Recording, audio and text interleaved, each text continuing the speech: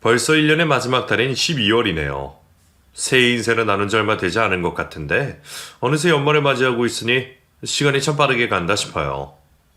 어른들 말씀에 나이가 들면 시간이 더 빨리 간다고 하시던데 내년엔 하고 싶었던 일들 용기 내어서 도전해봐야지 하는 생각을 하게 됩니다. 찬바람 불고 연말이 되면 생각나는 여러 사람이 있어요. 그 중에 생각만으로 가슴이 사무치는 그런 사람이 있는데 이렇게 글을 쓰고 있으니 또 눈물이 고이려고 하네요.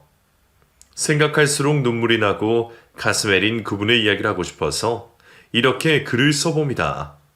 잘 들어주세요. 저는 집에서 무남동녀로 태어나서 부모님의 사랑을 듬뿍 받으면서 자랐어요. 엄마랑 아버지는 결혼할 때 자식을 셋을 낳고 싶다고 하셨는데 어찌된 일인지 임신이 되지 않아 초반에는 마음고생이 많으셨대요.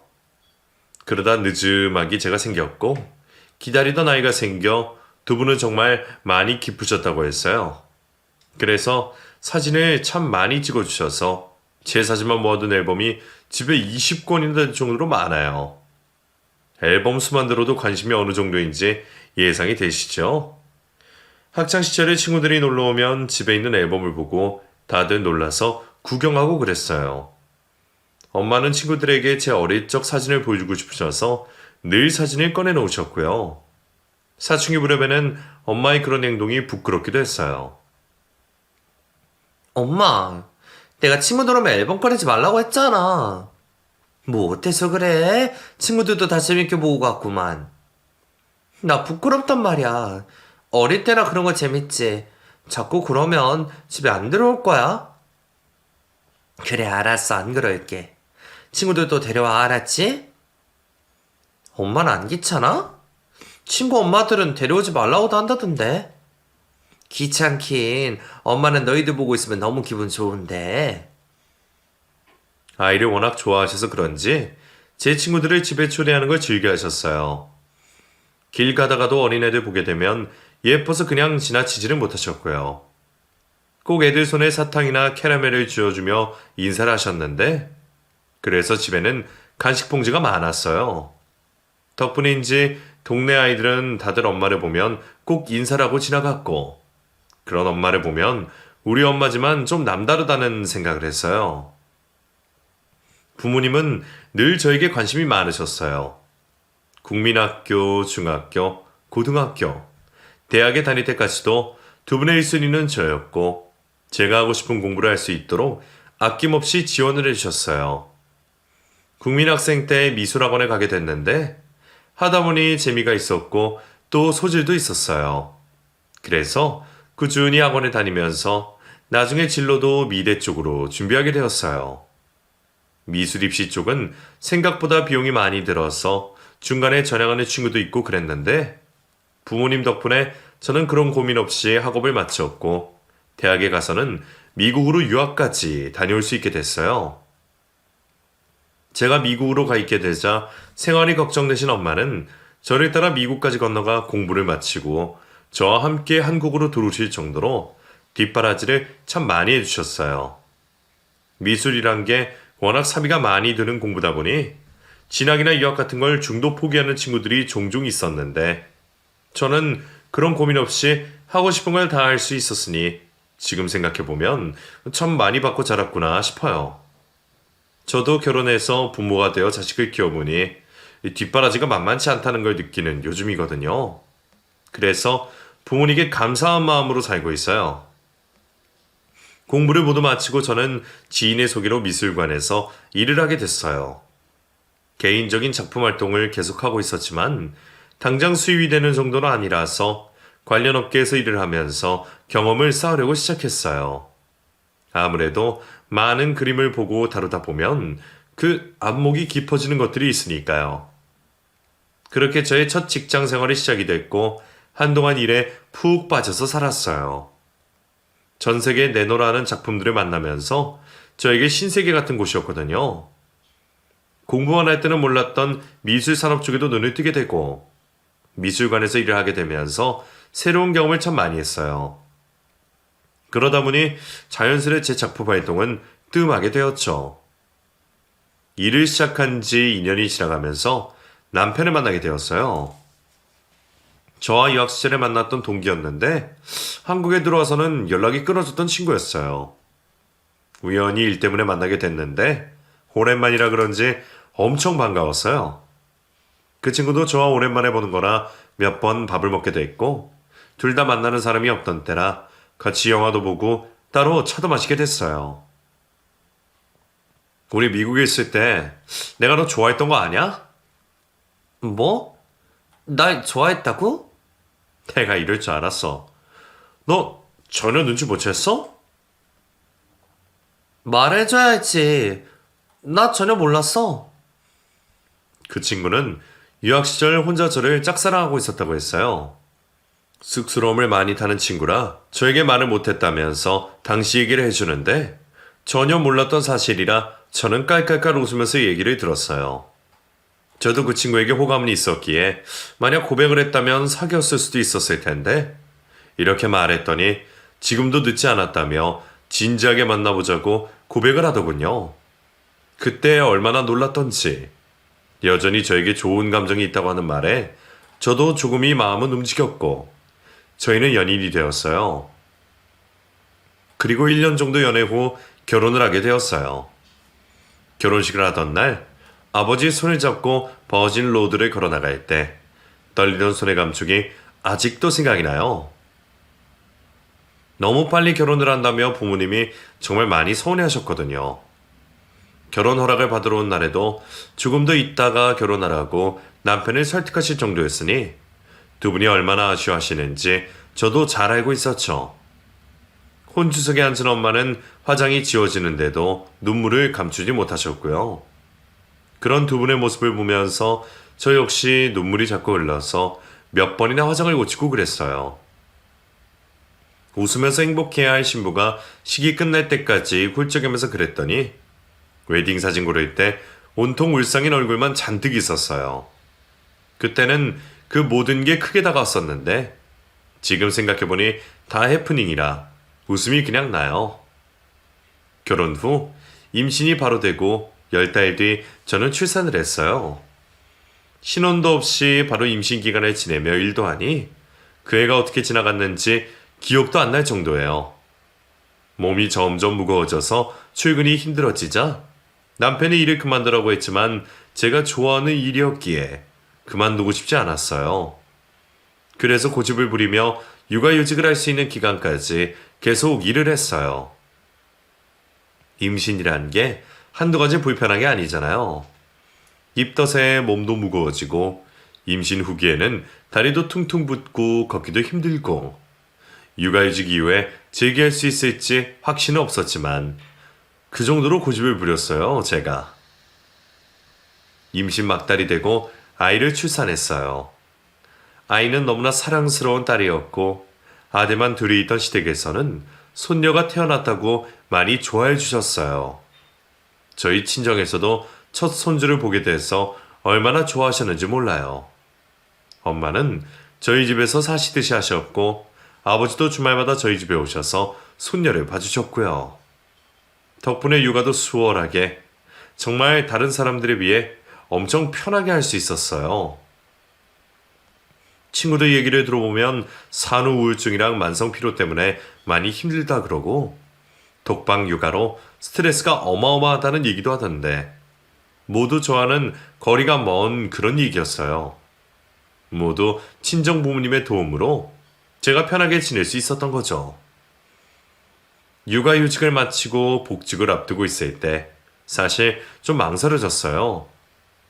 아이가 커갈수록 엄마인 저도 지치는데 친정엄마가 혼자 하실 수 있을까 하는 걱정 때문에요. 제가 그런 걱정을 하고 있다는 것을 아시고 엄마가 먼저 말씀을 꺼내주셨어요. 당연히 복직해야지. 뭘 그런 걸 걱정해. 수아는 걱정하지 마. 엄마가 수아 봐줄게. 엄마도 허리 아픈데 내가 없으면 더 힘들 거 아니야. 엄마가 그렇게 얘기해줘서 고맙지만 걱정이 돼요. 오전에 돌봄 선생님 모시기로 했잖아. 오후에 그 매치가 무는 거 못할까봐? 걱정하지 말고 네가 하고 싶은 거 해. 네가 일을 싫어하면 몰라도 그렇게 좋아하면서 왜 포기하니? 엄마 믿고 해. 엄마, 고마워요. 친정엄마 덕분에 저는 별일 없이 복귀할 수 있게 됐어요. 그리고 그간의 공백을 채우기 위해 열심히 일을 했죠.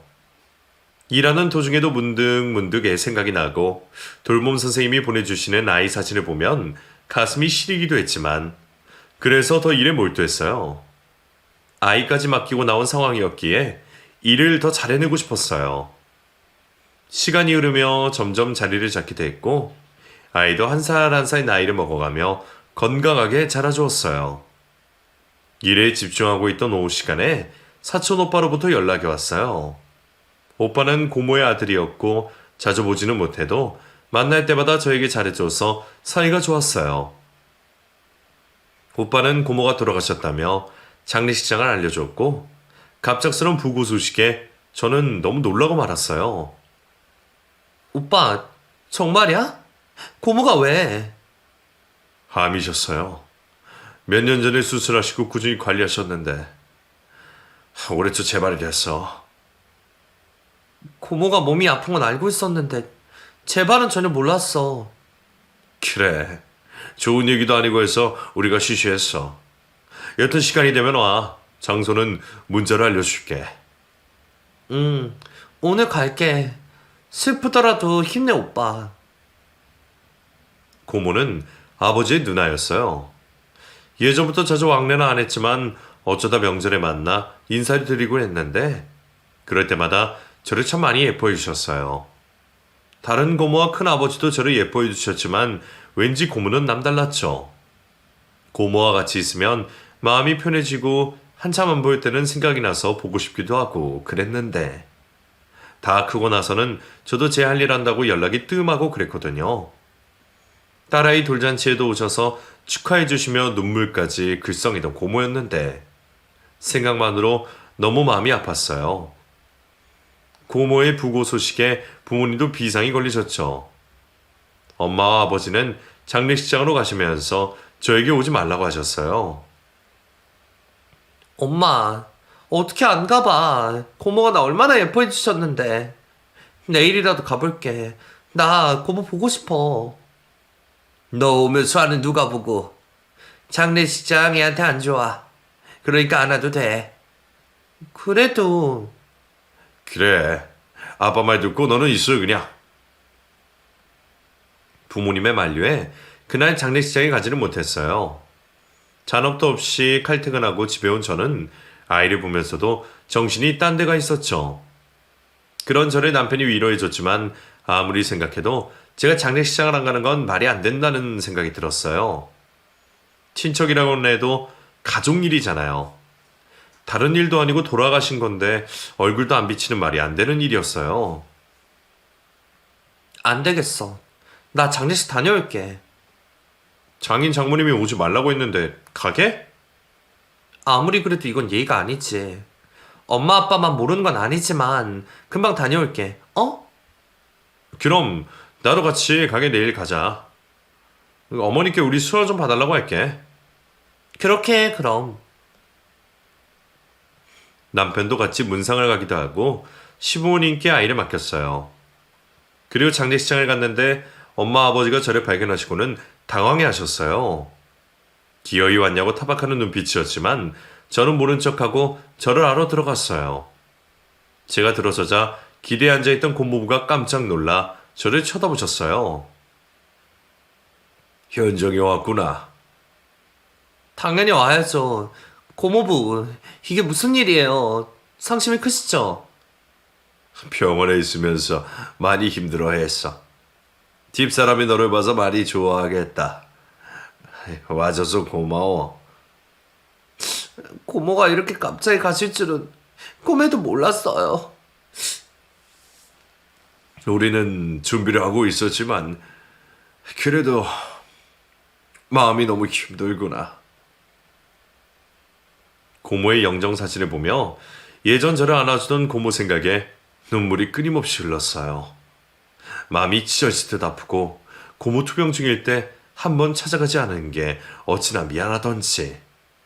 너무 무관심했던 것 같아 미안한 마음만 계속해서 들었어요. 슬픔에 정신을 못 차리고 있는데 고모의 자식들인 사촌오빠 둘이 제 곁에 왔어요. 어찌나 울었는지 두 눈이 빨갛게 충혈된 모습에 저는 또 마음이 아파왔어요. 오빠들과 부둥켜 안고 울고 있자니 엄마가 다가오셨어요. 그만 울어. 눈 붓는다. 엄마, 고모 불쌍해서 어떡해. 그러니까 아직 젊은 나이인데. 친가 친척들도 모두 들어오고 한켠에선 울음소리가 계속됐어요. 저도 남편도 침울한 표정으로 예전 고모와의 기억을 회상하고 있는데 고모부가 다가오셨죠.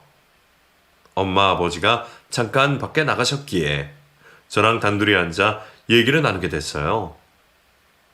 고모부는 고모가 저를 무척 좋아하셨다면서 병상에 있을 때도 저를 많이 보고 싶어 했다는 말을 하시며 눈물을 글썽이셨고 저를 애처롭게 쳐다보셨어요. 현정아, 네, 고모부. 혹시 네 아빠한테 뭐 들은 거 없니? 네? 무슨... 심해부님. 고모부는 저에게 무슨 얘기를 하려고 했고 그때 밖에 나갔던 엄마가 들어오셨어요. 엄마는 저와 고모부가 단둘이 앉아있는 걸 보고 소리를 지르셨고 장례식장에 있는 사람들이 다 저희를 쳐다보았어요. 저도 너무 놀라서 엄마를 불렀는데 고모부는 부모님을 쳐다보고는 슬며시 자리를 피하셨어요. 무슨 일이냐고 엄마한테 물었지만 그저 빨리 집에 가자고 서두르셔서 발인도 보지 못하고 저희는 집으로 오게 됐어요. 엄마, 고모부랑 무슨 일 있어? 고모부가 아빠한테 들은 거 없냐고 물으시던데. 일이 있을 게 뭐가 있어. 자주 보지도 못했는데. 그래? 이상하네. 나한테 숨기는 거 아냐? 쓸데없는 소리 말고 어서 수아 밥이나 줘. 수아 배고플 시간이야. 알겠어. 늘 저에게 다정하게 말씀해 주시는 엄마였지만 그날은 날이 선 것 같은 모습이었고 아버지도 뭔가를 알고 계신 눈치였는데 저 얘기를 피하시는 듯해 보였어요. 무슨 일인지 궁금했지만 다시 시작된 일상에 바빠서 금세 잊어버리고 지내게 되었어요. 하지만 죽은 고모의 생각은 종종 떠올랐어요. 웬일인지 모르겠지만 고모의 죽음이 너무나 충격적이었고 고모 생각에 밥도 잘 못 먹고 잠도 잘 못 자기도 했고요. 그래서 한동안 마음을 달래느라 힘들었어요. 한참이 지나서서야 서서히 안정을 찾을 수 있었고요. 매일 일하며 아이도 케어하고 양가 부모님도 챙기며 지내는 바쁜 나날이 계속되었어요. 둘째를 가지고 싶은 마음이 있었지만 일을 다시 쉬어야 한다는 압박감에 쉽게 가질 수가 없었죠. 친정엄마는 또 키워줄 테니 키울 때 달아서 키우라고 하셨고요. 그런데도 제가 일 욕심이 있어서 마음 먹는 게 쉽지 않더군요. 남편도 하나 있는 딸 잘 키우자고 해줬고요. 그렇게 바쁘게 살면서 딸은 초등학생이 됐어요. 더 이상 친정엄마가 도와주지 않아도 혼자서 학원도 잘 가고 학교 생활도 재미있게 하며 잘 지내고 있었죠. 엄마는 벌써 다 큰 것 같아 서운하다시며 늦은 감이 있어도 하나 더 낳아라 성하셨어요. 엄마의 마음을 잘 알지만 아이가 초등학생이 되고 학년이 올라가자 점점 둘째 생각은 멀어졌고 양가 어른들 모시고 여행이나 다니며 지내는 게 더 좋게 느껴졌어요. 지난날 돌아보면 정말 엄마 아버지 덕분에 제가 편하게 살았던 것 같아요. 다른 사람들은 결혼하면서 집 걱정에 출산하면 육아 걱정에 고민을 많이 한다던데 저는 부모님 지원으로 큰 걱정 없이 화목하게 지낼 수 있었으니까요. 그런데 그런 저희 가족에 슬픈 일이 닥쳤어요. 바로 친정엄마의 병이었죠. 처음에는 그저 단순한 건망증인 줄 알았어요. 나이가 들어가면서 깜빡깜빡하는 건 있을 수 없는 일이고 그런 저도 증상이 있었으니까요. 그런데 엄마한테는 그게 단순한 상황이 아니었던 거예요. 어느 순간 엄마가 저를 못 알아보는 일이 생기고 말았어요. 아가씨 누구야? 왜 우리 집에 있어? 엄마, 무슨 소리야? 나 엄마 딸이잖아. 나 아가씨 몰라요. 이 사람 도둑인가 봐. 도둑이야, 도둑이야. 현정아 어디 있어? 우리 때 도망가야 하는데. 엄마, 정신 차려요. 나 몰라? 나 모르겠어? 사람 살려. 오랜만에 엄마를 보러 친정집에 갔는데 자다가 일어난 엄마가 저를 못 알아보고 비명을 질렀어요. 방에서 주무시던 아버지가 급히 밖으로 나왔고 저도 남편도 아이도 엄마의 낯선 모습에 당황하고 말았어요. 한동안 아버지가 바빠서 집에 못 온다고 하셨어요. 엄마 몸도 안 좋으시다고 집에서 몸을 추스려야 한다며 저한테도 친정집에 오지 말라고 하셨고요. 안부 전화를 드려도 아버지가 계속 받고 해서 이상하다고 생각을 했지만 엄마가 치매에 걸렸을 줄은 전혀 생각을 못하고 있었어요. 아빠, 엄마 왜 이래요? 왜 나 못 알아봐? 네 엄마 치매야. 그런데 이게 병인지 잊어버리는 속도가 너무 빠르다고 한다. 뭐? 치료는? 치료해야지, 그럼. 치매 치료가 어디 있어? 병원에 가봤는데 손 쓸 수 없다는 말만 한다. 그런 게 어딨어. 우리 엄마 불쌍해서 어떡해. 엄마의 상태를 듣고 저는 울음이 터져버렸어요. 그렇게 건강했던 엄마가 치매라니 믿을 수가 없었어요. 감기도 잘 안 걸리는 엄마였는데 치매라니. 저는 절망하고 말았고 내가 알던 엄마의 모습이 아닌 모습에 충격을 받아버렸어요. 엄마의 치매는 생각보다 심각했어요. 진행 속도가 너무 빨라서 손을 쓸 수가 없었거든요. 전국에 유명하다는 병원을 다 찾아다니며 검사를 받아봤지만 진행 속도를 조금이나마 늦출 수 있을 뿐 병이 호전되진 않았어요. 아버지는 엄마를 위해 도시 생활을 정리하셨어요. 생활하기는 편하지만 도시에 있으면 엄마가 밖으로 다니질 수가 없었거든요. 사람도 많고 복잡한 곳이라 혹시나 엄마가 밖에 나가서 길이라도 잃어버리면 큰일 난다고 사람이 얼마 안 사는 시골 동네로 이사를 하셨어요. 아버지의 이사를 도와드리면서 엄마의 모습을 보는데 정말 많이 속상했어요. 정신이 아예 없는 건 아니었지만 중간중간 저를 못 알아보고 누구냐며 소리치시고 아버지도 못 알아보고 올 때도 있었어요. 식사를 할 때도 밥 한 그릇 다 먹어놓고 밥을 안 먹었다며 달라고 떼쓰기도 했어요. 변해가는 엄마의 모습에 아버지도 저도 표정이 어두워지기만 했습니다. 결혼을 할 때도 아이가 태어났을 때도 일을 그만둘 생각을 하지 않았어요. 하지만 그때는 내가 일을 그만둘 시기라는 감이 오더군요. 엄마가 평생을 나를 위해 애쓰셨듯 이제는 내가 엄마를 돌봐드릴 시기라는 생각이 들었어요. 그래서 저는 남편에게 전원생을 하자고 했어요. 초등학생 고학년이지만 엄마의 손이 필요하니 아이를 케어하려면 엄마가 계신 동네로 이사를 가야겠다 생각한 거죠. 하지만 남편도 아이도 이사를 원하지 않았어요. 자기들 생활이다 이곳에 있는데 갑자기 정리하고 깡촌 시골에 가는 건 맞지 않다고 하면서요. 그 말도 맞는 말이라 별 수 없이 제가 친정과 집을 오가기로 했어요. 제가 없는 날에는 시어머님이 오셔서 먹을 것들 챙겨주겠다고 하셨고요. 어머님, 왔다 갔다 하셔도 괜찮으시겠어요? 힘드실 텐데. 힘들긴 뭐가 힘드니? 네가 장거리 오가면 더 힘들지.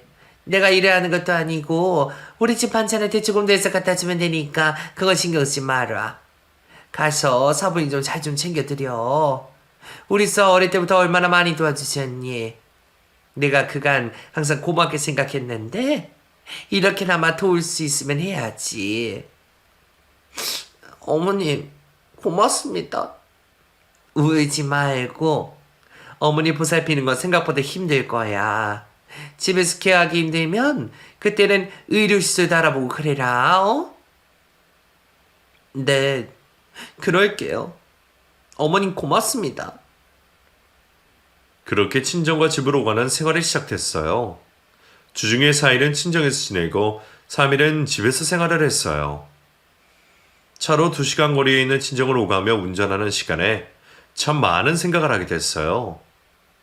예전 엄마가 건강하셨을 때 저에게 베풀어 주신 사랑들, 학교 끝나고 집에 오면 챙겨주셨던 엄마표 간식, 같이 목욕탕에 갔던 일, 가족여행, 따뜻한 시선으로 손녀를 돌봐주시던 엄마의 모습.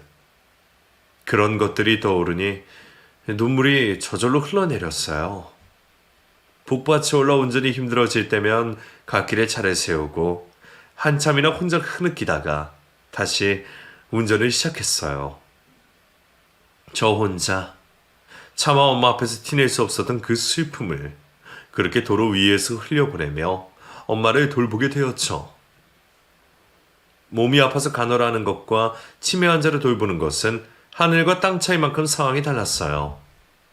정신이 왔다 갔다 하시니 깜짝깜짝 놀랍기도 하고 어떨 땐 어린애처럼 그러시고 또 가끔은 울기도 하고 그러시더니 종잡을 수가 없었죠. 제가 가는 날에는 엄마 목욕을 제가 시켜드리는데 제가 없을 때는 도우미분들이 해주셨거든요. 그런데 저녁 시간에 혹시 화장실 가는 타이밍을 못 맞추면 아버지가 씻기실 때도 있고 그랬어요.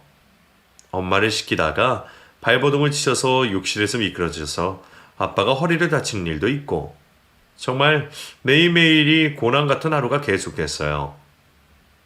아버지는 제가 있어서 그래도 견딜만 하다며 눈물을 글썽이며 말씀을 하셨어요. 흰머리가 희끗한 아버지가 그렇게 말씀하시니 제 가슴이 얼마나 찢어질 듯 아픈지 평생에 울어야 할 눈물을 그때 다 흘린 것 같아요. 정말 너무 힘들지만 견딜 수 있었던 건 엄마와의 추억들 때문에 그리고 내 엄마니까 그렇게 하루하루 버텨냈어요. 아버지의 생신을 맞아서 가족들과 다 같이 친정집에 모였어요. 연말이기도 하고 아이 방학이기도 해서 남편과 함께 며칠 있기로 했죠. 엄마도 한동안 증상이 심했었는데 바뀐 약 덕분인지 조용해지시기도 해서 그렇게 하기로 했어요. 시골로 이사를 오고는 전보다 훨씬 나이 들어 보이는 아버지를 위해 생신 선물로 옷도 준비하고 생일 파티를 위해 음식도 준비했어요. 아이는 할아버지를 위해 용돈을 모아서 장갑과 머플러 세트까지 준비했고요. 오랜만에 다 같이 모이게 돼서 제가 얼마나 들떴는지 몰라요. 그리고 정말 약 때문인지는 모르겠지만 엄마의 증상도 많이 좋아졌고요. 자, 아버지, 케이크 불 끄세요. 생신 축하드려요. 할아버지, 생신 축하합니다. 장인어른 생신 축하드립니다. 고맙다 다들. 오랜만에 이렇게 다 모이니 내가 기분이 너무 좋다. 날아갈 것 같아. 이렇게 준비해줘서 고맙구나. 자 여보, 같이 불 끕시다. 엄마와 아버지는 케이크 위 촛불을 후 부셨고 생신을 축하하며 웃었어요. 그리고 제가 준비한 음식을 먹으며 얘기를 나누고 있었죠. 아버지 생신이라고 목욕까지 싹 하고 머리도 예쁘게 다듬으신 엄마를 보고 있으니 마음이 아프면서도 기분이 좋았어요. 더도 말고 덜도 말고 딱 지금처럼만 지내주셨으면 하는 마음에 눈에 눈물이 고이려는 걸 애써 참으며 식사를 했죠. 그런데 그날만큼은 그냥 넘어가길 바랬던 증상이 식사 자리에서 나오게 됐어요. 잘 드시고 계시더니 갑자기 소리를 지르면서 발버둥을 치셨고 그 바람에 국그릇이랑 수저들이 떨어지고 음식이 엎어졌어요. 엄마 정신 차리세요. 엄마. 몰라. 우리 현정이 오라고 해. 현정아. 엄마 나 여기 있잖아, 어? 아니란 말이야. 아줌마 저리 가. 현정아. 흥분해 있는 엄마를 진정시키려 아빠는 서둘러 방 안으로 엄마를 데리고 들어갔어요. 할머니의 낯선 모습을 처음 본 딸은 울음이 터져 아빠한테 안겨있고 남편도 당황해 말도 못하고 있더군요. 엉망이 된 식탁을 보면서 저는 주저앉아 흐느꼈어요. 그간 쌓여있던 울분이 제 가슴 속에서 터져나와 버린 거죠. 억눌린 감정들을 해결하지 못한 채 쌓이기만 한 상황에 또 가슴이 무너지는 일이 벌어지니 견디기가 힘들었던 것 같아요. 흐느끼는 저를 딸이 와서 감싸 안아줬어요. 남편도 제 손을 잡으며 위로해줬고요. 차마 아이 앞에서 더 무너지는 모습을 보일 수 없어 눈물을 닦아내고 식탁을 정리하는데 자꾸만 솟아오르는 눈물이 식탁 위에 뚝뚝 떨어졌어요. 애써 진정을 하며 식탁 정리를 계속했습니다. 한동안 소음이 나오던 안방이 조용해졌어요. 잠이 드셨다며 방에서 나온 아버지는 쓴 웃음을 짓고는 작은 방으로 들어가셨고 아이도 놀랬는지 일찍 잠자리에 들었어요. 저와 남편은 술을 한잔하며 얘기를 나눴는데 거실장 한켠에 있는 제 앨범을 보자고 하더군요. 20개나 되는 앨범을 꺼내 한 장 한 장 넘기며 옛 추억을 남편과 나눴어요. 이야, 당신 육상도 했어? 국민학교 때 체육 시간에 달리기 했는데 좀 잘했나 봐. 육상부 들어오라고 해서 잠깐 했어. 그림도 잘 그리고 육상도 잘하고 팔방미인인데? 아니야, 잠깐 했는데 뭐. 근데 당신 어릴 때 사진은 없어? 갓난아기 때 사진 같은 거 말이야. 나 어릴 때 집에 불 나와서 4살 이전의 사진은 다 불타고 없대. 정말? 다친 사람은 없어서 다행인데 아쉽다. 지금도 이렇게 예쁜데 아기 땐 더 예뻤을 거 아니야. 놀리지 마세요. 남편과 옛날 사진을 보는 시간이 좋았어요. 건강했던 엄마의 모습과 젊은 아버지의 모습, 그리고 해맑게 웃고 있는 제 모습을 보면서 기분이 전환되게 느껴졌어요. 한참을 그렇게 있다가 어느 순간 잠이 들었고 한기가 느껴져 잠에서 깼어요. 덮고 있던 이불이 바닥에 떨어져 추웠던 거죠. 옆자리를 보니 남편이 화장실에 갔는지 보이지 않았고 다시 잠을 청하려다 일어나 거실로 나갔어요. 집은 고요했고 사방은 어두웠는데 안방 문틈으로 불빛이 새어나오고 있더군요. 엄마가 잠이 깨셨나 싶어 부엌으로 물을 한 잔 들고 안방으로 갔어요. 그런데 방문이 잠겨 있는 겁니다. 이상했어요. 엄마가 방문을 잠그실 리가 없는데 싶어 엄마를 부르려는데 안에서 드런드런 소리가 들렸어요. 목소리가 엄마랑 남편의 목소리였어요. 둘이 뭐라 하는 소리가 났지만 정확히 들리지 않았는데 엄마의 한마디가 제 귀에 선명하게 들렸어요. 내 딸한테 절대로 말하면 안 돼. 순간 이상한 생각이 들었어요. 엄마가 나한테 숨기는 얘기가 뭐지? 남편은 알아도 되고 나는 알면 안 되는 얘기가 뭐지? 순간 저는 다급해졌어요. 무슨 일인지 제가 알아야겠더군요. 문 열어. 당신 안에 있잖아. 문을 왜 잠그고 있어? 방문을 탕탕 두드리며 문을 열라고 했어요. 잠시 뒤 남편이 문을 열었고 긴장으로 경직된 남편의 얼굴에 눈이 들어왔어요. 방 안에 들어가 보니 좀 전에 저와 남편이 보고 있었던 그 앨범이 펼쳐져 있더군요. 엄마는 눈을 동그랗게 뜨고 나를 바라보고 있었고 손에는 오래된 낡은 사진이 한 장 들려 있었어요. 엄마, 내가 알면 안 되는 비밀이 뭐야? 김서방한테 말한 게 뭐냐고. 저는 엄마에게 재차 물었어요. 엄마가 저 몰래 한 말이 뭔지 너무 궁금했죠. 엄마는 손가락으로 사진 속 아이를 가리키며 말을 했어요. 아줌마, 이거 비밀인데 사실은 우리 딸이 내가 낳은 거 아니야. 실은 우리 고모인데 우리가 입양했어. 이거 비밀이니까 우리 딸한테는 절대로 말하지 마. 알았지?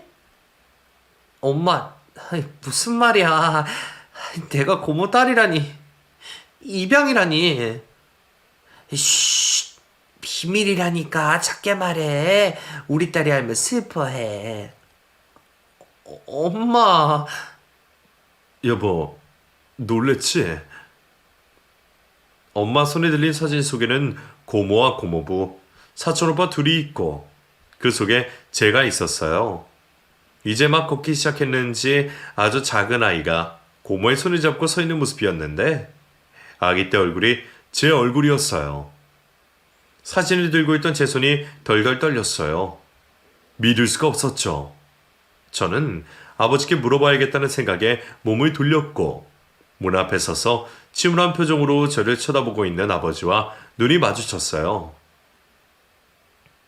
아빠, 이게 다 무슨 소리예요? 내가 고모 딸이라고. 엄마 말이 사실이에요? 이 말이 사실이라고요. 저는 아버지를 향해 울부짖었고 아버지는 가만히 고개를 끄덕이기만 하셨어요. 그동안 꼭꼭 숨겨놨던 제 출생의 비밀이 벗겨지는 순간이었습니다. 믿을 수가 없었어요. 제가 내 부모님의 자식이 아니라 고모의 자식이라는 사실을 믿을 수가 없었어요.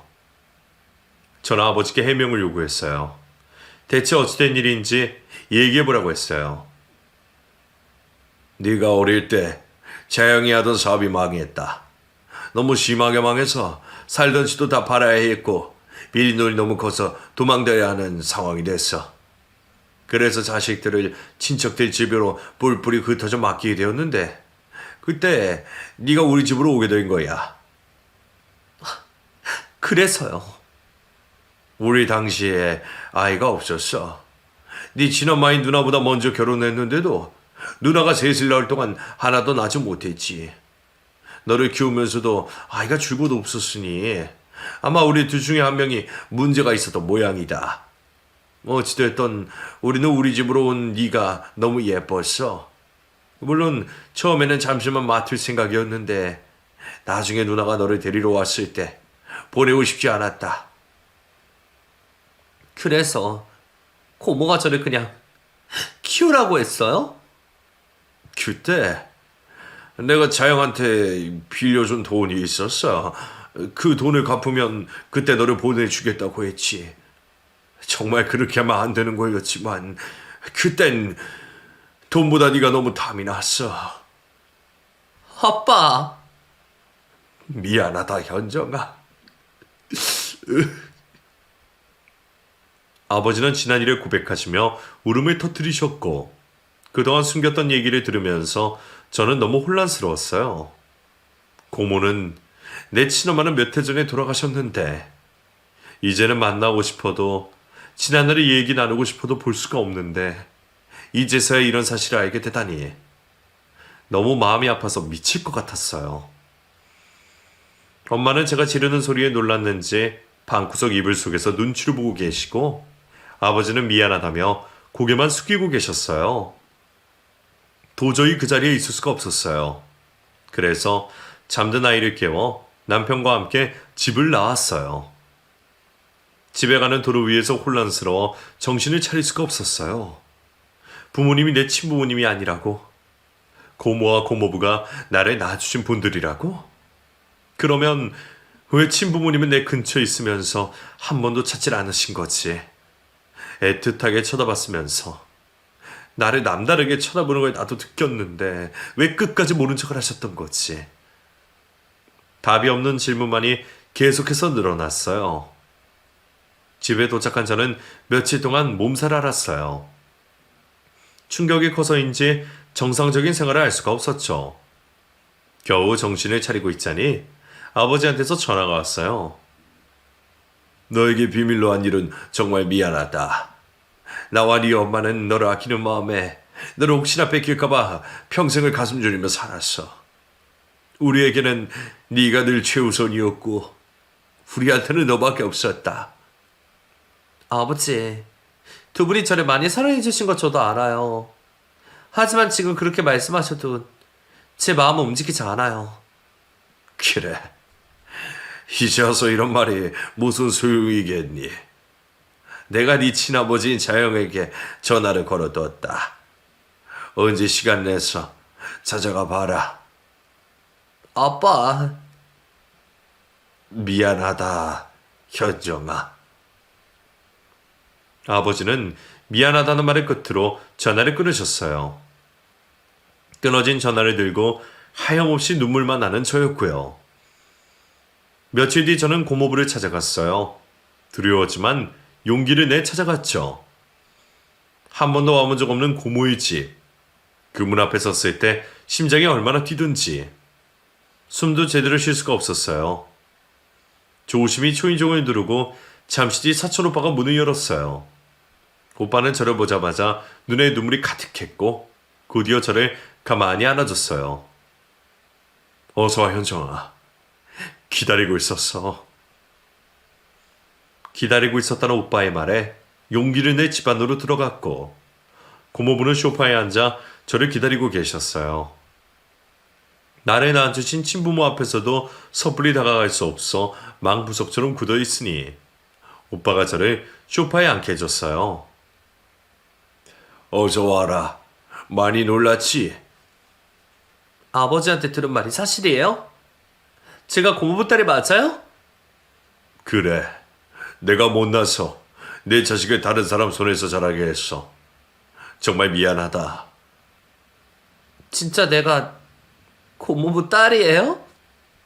고모부가 제 아빠고 고모가 제 엄마 맞아요? 그래, 현정아. 너는 내 자식이야.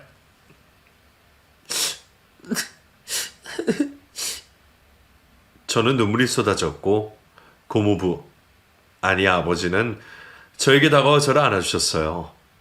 그리고 오빠들도 가까이 와 모두 함께 눈물을 흘렸어요.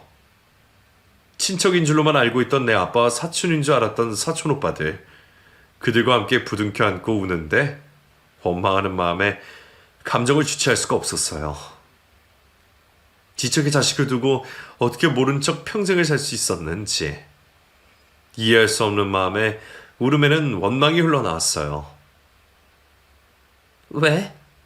왜 그랬어요? 자식이면 데려다 키웠어야지. 왜 다른 사람한테 줘버렸냐고요? 우린 가슴이 찢어지도록 아팠지만 네 생각만 했어. 네가 좋은 집에서 편하게 공부하면서 밝게 크는 모습 보면서 우리는 이게 맞다고 생각했어. 저놈이 너한테 고지할 리 없으니까. 만약 그런 낌새가 보였다면 우리는 바로 널 데려왔을 거야. 그래도 이건 아니에요. 절대로 아니에요. 미안하다 현정아. 우리 욕심에 그랬어. 나는 날 낳아준 엄마한테 엄마라고 불러보지도 못했는데 어떡해. 한참이나 그늦게 온 뒤에 그동안 쌓인 얘기들을 나눴어요. 큰오빠는 제가 친동생이라는 걸 알고 있었다고 했어요. 하지만 아버지 말씀대로 잘 사는 외삼촌 딸로 살아가는 게 더 좋다고 생각했기에 애써 모른 척했다고 하더군요. 엄마도 눈에 보이면 당장이라도 데려가고 싶은 마음이 생길까봐 일부러 친정 쪽으로 걸음도 안 하고 제가 너무너무 생각이 날 때면 참지 못하고 저를 보러 왔다고 했어요. 엄마가 돌아가시기 전에 너를 그렇게 찾았어. 한 번은 널 보여주고 싶었는데 외삼촌이랑 외숙모가 극구 반대하셔서 혹시나 했겠지. 너를 키워준 부모님도 네가 어찌 될까봐 평생을 가슴 졸이고 살았어. 원망이 되더라도 그런 말 갖지 말아라. 알겠지? 엄마의 얘기를 들으면서 어찌나 눈물이 나던지 돌아가셨을 때 그렇게도 마음이 아프더니 본능은 안다고 핏줄을 땡겼던 모양이었어요. 그날 어렵게 만나게 된 진짜 가족들과 지난 살아온 얘기를 나누며 서로의 아픔을 보다듬었어요. 어쩌면 평생을 모르고 살았을지도 모를 내 부모, 내 형제를 그렇게 찾고 나니 정말 믿기지가 않았어요. 뉴스에서나 듣던 그런 이야기가 내 이야기가 되다니 세상 살아가는 게 알 수 없다는 생각이 들어요. 그날 그렇게 가족과 재회 후 저에게는 저를 키워준 부모님, 저를 낳아준 부모님, 이렇게 두 부모님이 생겼어요. 저를 키워주신 아버지께 처음에는 원망도 했지만 이렇게 사랑으로 키워주신 것에 감사하기로 마음을 달리 먹었죠. 그리고 저를 위해 다른 사람에게 저를 맡긴 아버지도 원망이 됐었지만 그 당시 부모님 상황을 이해해드리기로 했어요. 그리고 양쪽 집으로 가며 지금은 잘 지내고 있어요. 치매에 걸린 엄마는 결국 전문 의료기관에서 지내게 되었어요. 엄마 덕분에 제 출생의 비밀을 알게 됐으니 어쩌면 엄마가 알려주고 싶었던 것은 아닌가 하는 생각도 들어요. 속상하고 눈물도 흘렸지만 지금은 다들 잘 지내고 있으니까요. 제 이야기는 여기까지예요. 연말입니다. 가족들과 소중한 시간 보내시고 한 해 마지막 달 마무리 잘 하시길 바랄게요. 감사합니다.